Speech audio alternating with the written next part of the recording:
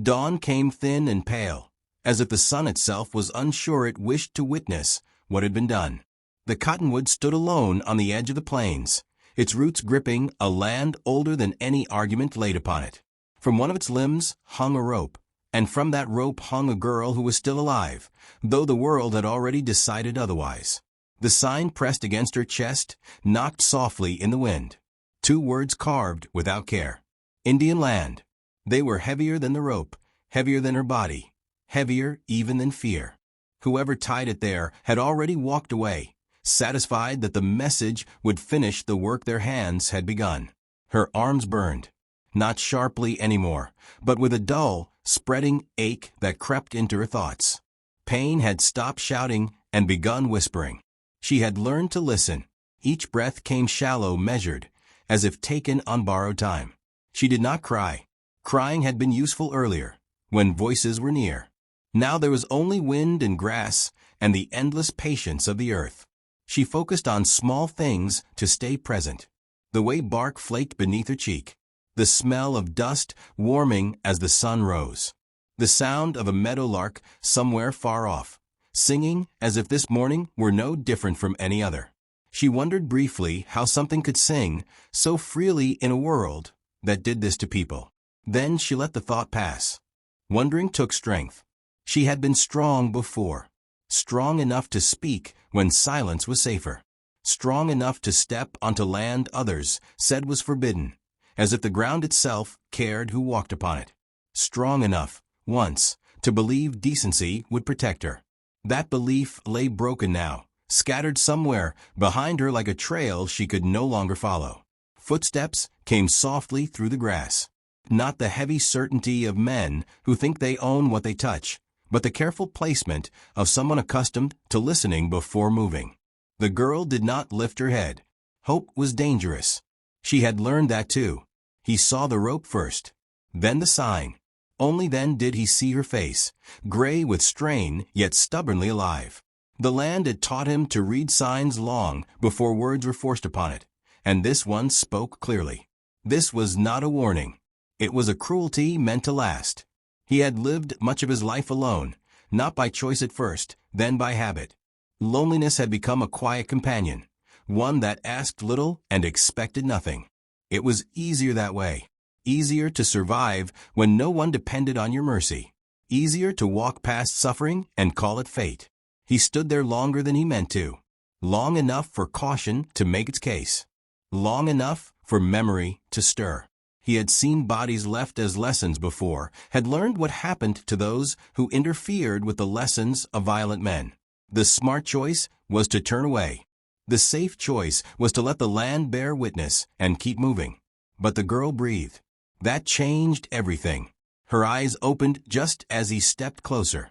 Fear flared there, quick and instinctive, then settled into something quieter. Not trust. Not yet. Just awareness. She saw the knife in his hand and did not scream.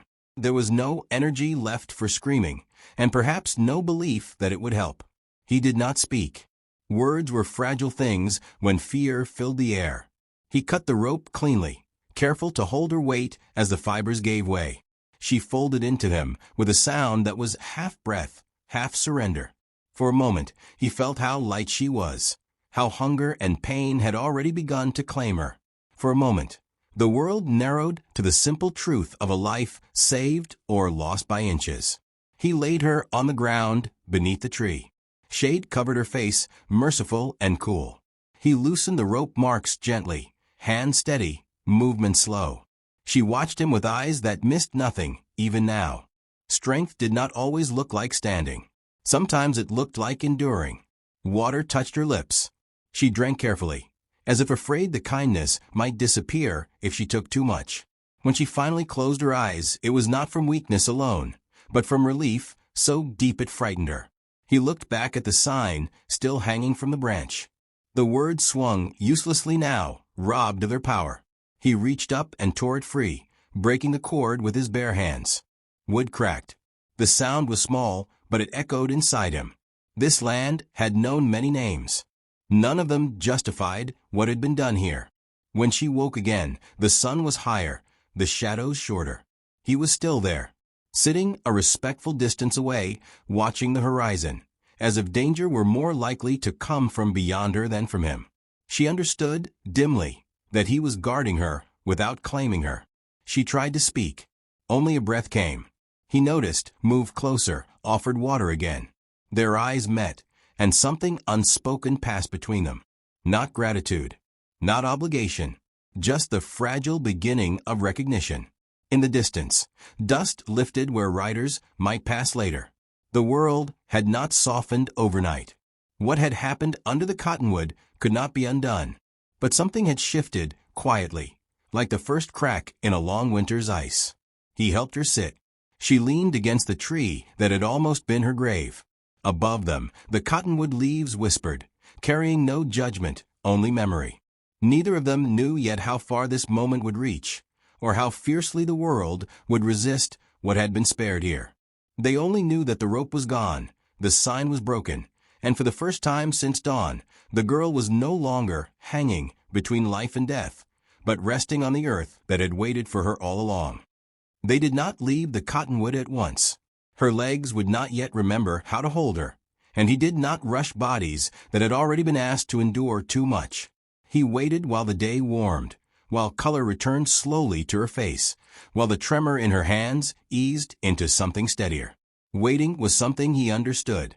It had shaped most of his life. When she tried to stand, he offered an arm without touching her first. She accepted after a pause, not because she trusted him fully, but because her body recognized the truth of its own limits. Pain spoke honestly, and she listened. They moved together a few steps at a time, her weight light against him, her breath counting the distance between each moment of balance and the next. The land opened around them, wide and unremarkable to anyone passing through, yet intimate to those who had learned how to survive upon it. He led her to a low place where the grass bent toward a shallow creek. Water ran there quietly, patient and persistent. He knelt and filled his hands, letting it spill and refill until the grit washed away. When he brought it to her, she drank again, more deeply this time, as if the simple act of swallowing had become a promise she was finally willing to keep. She studied him when she thought he was not looking. The way he moved spoke of restraint rather than threat. Nothing about him demanded space, yet he gave it freely. His face carried lines not carved by anger, but by weather and watching. He had known violence, that much was clear, but he did not wear it like a badge. It sat behind his eyes, quiet and contained. They walked when she could, rested when she could not. The day stretched long, untroubled by urgency. He showed her which plants eased swelling, which leaves soothed torn skin. His hands worked with care, never lingering, never assuming permission. Each small kindness laid another thin board across the chasm fear had opened inside her. She spoke little at first. Words felt like a language she had forgotten how to use. When she did speak, it was to ask simple things. How far? How long? Whether water lay ahead. He answered without embellishment. Honesty, unadorned, proved itself again and again. As evening neared, they found shelter among low rocks where the wind broke itself before reaching them. He built a small fire, modest and controlled, as if aware that flame too could invite danger.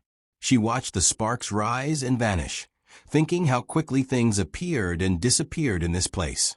How easily lives could be reduced to signs and silence. She ate what he offered. Simple food, shared without ceremony. With each bite, strength returned in fragments. Enough to sit without leaning. Enough to meet his eyes and hold them for a moment longer than before. In that moment, something in her steadied. Not trust yet, but the easing of dread. Night brought cold. He placed his blanket near her, but not over her, allowing her to decide what closeness meant. She drew it around her shoulders, then surprised herself by sleeping. Deeply, without dreams. When she woke, the fire was low, and he was still there, watching the dark as if it were a thing that might creep closer if left unattended. Days passed in this careful rhythm. Movement, rest, quiet. She learned the sound of his steps, the difference between his alertness and his ease. He learned the way her silence changed when pain returned, how her jaw set when she refused to give in to it. Strength revealed itself in small refusals, in the simple act of continuing. She told him, haltingly, of the town she came from, of the road she had taken believing it would shorten her journey, of the men who stopped her and spoke of borders as if they were law itself. She did not describe the rope in detail. She did not need to. He listened without interruption, without questions that would reopen wounds not yet closed. In return, he shared little, but enough. He spoke of moving often, of staying nowhere long enough to be missed, of learning early that survival sometimes meant being unseen. His words carried no bitterness, only fact. It struck her that loneliness could be worn so lightly, like a garment long since broken in. One evening, as they rested beneath a sky heavy with stars, distant riders passed far off, their silhouettes briefly cutting the horizon. Her body tensed before her mind caught up. He noticed and shifted slightly closer, not touching, but there, present. The riders did not turn toward them. Dust settled. The night exhaled. She realized then that danger had not ended with the rope. It had only changed shape. What had been done to her would be talked about, reshaped into stories that justified it. Mercy, when it appeared, often made men uncomfortable. It reminded them of what they had failed to be. He understood this too. She saw it in the way he scanned the land each morning, in the way he chose paths that left little trace. Helping her had placed him back into a world he had learned to avoid. He did not say this, but she felt the weight of it all the same. On the seventh day, they reached a rise overlooking open country. The path ahead forked. One direction led toward settlements, toward answers she was no longer certain she wanted.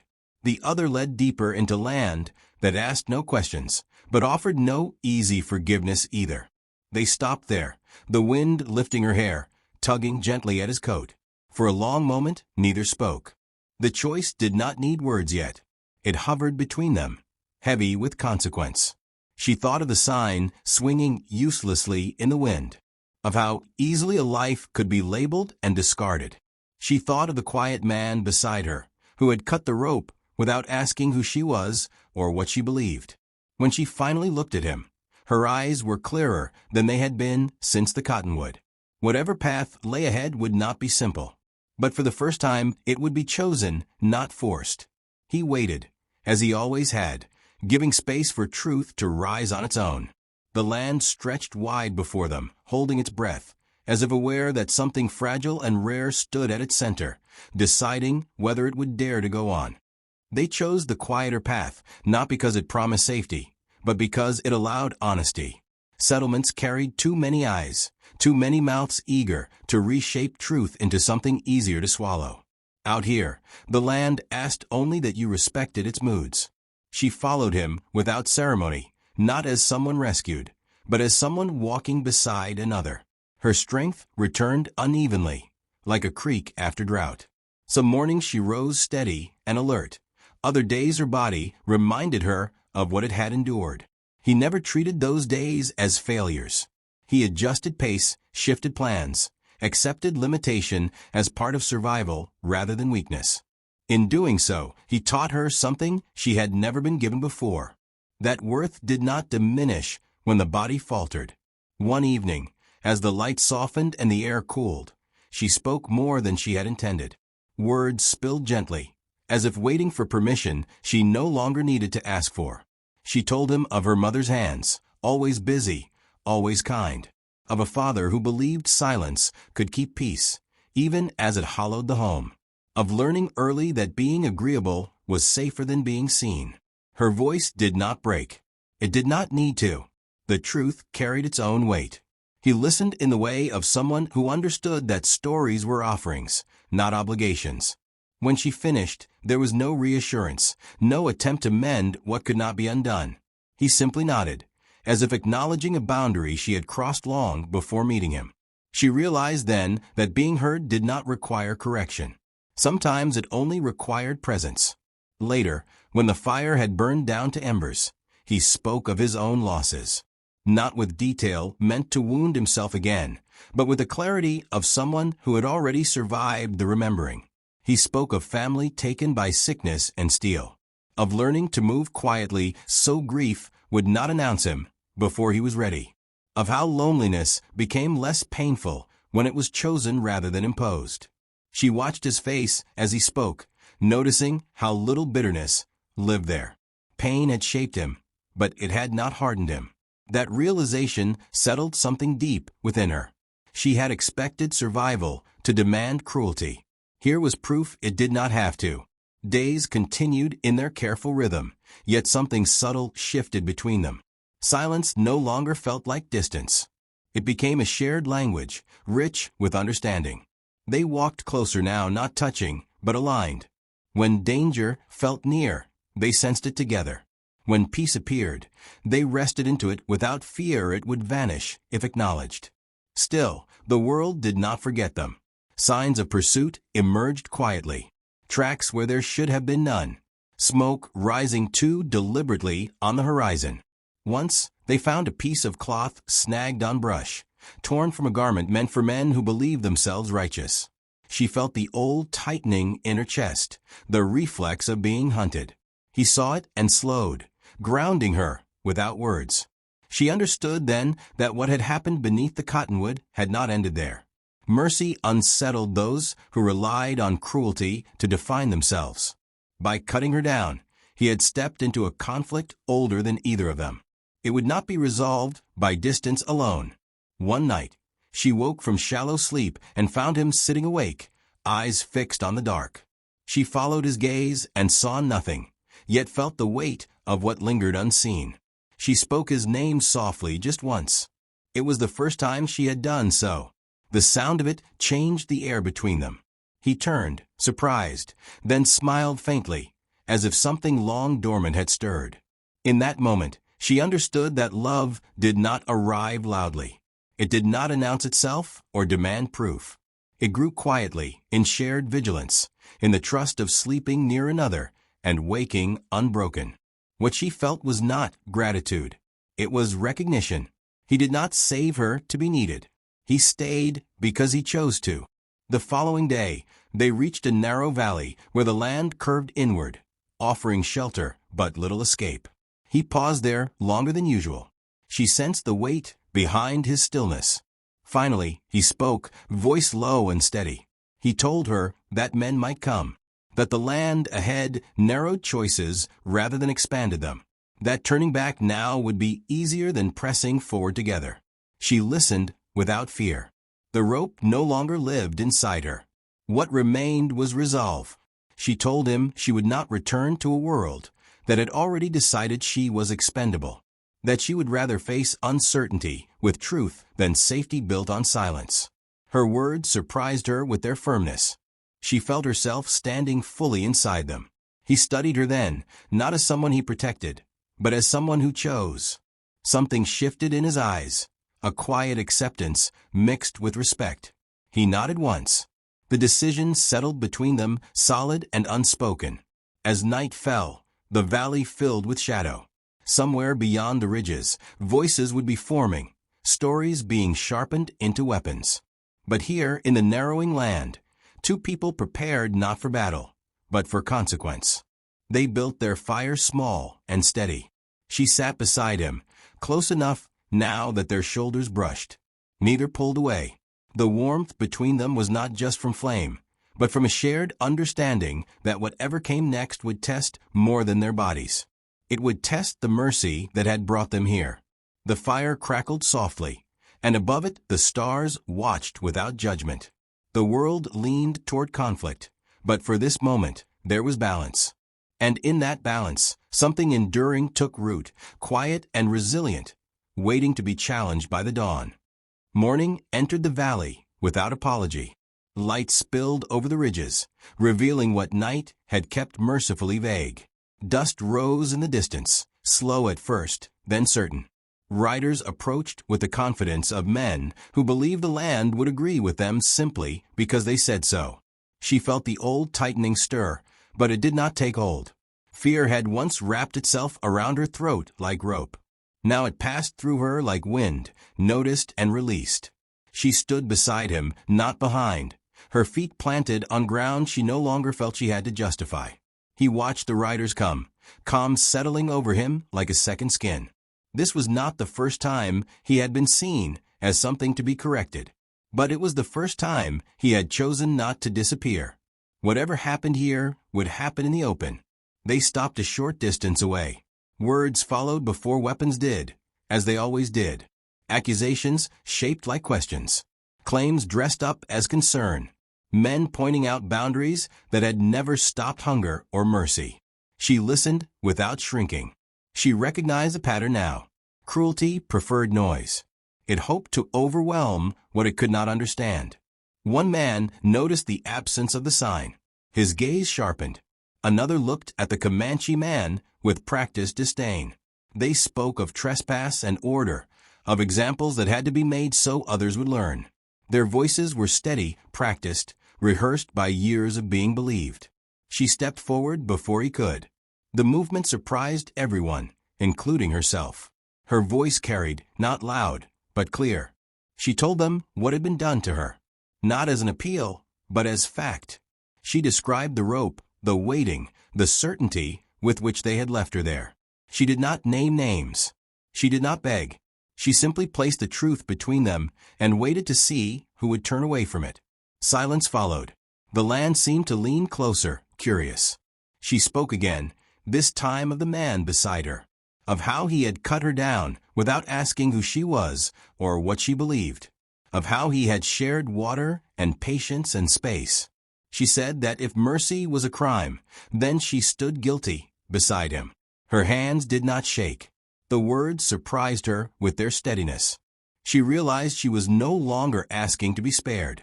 She was choosing to stand. The Comanche man said little. When he did, it was not to defend himself, but to acknowledge the moment.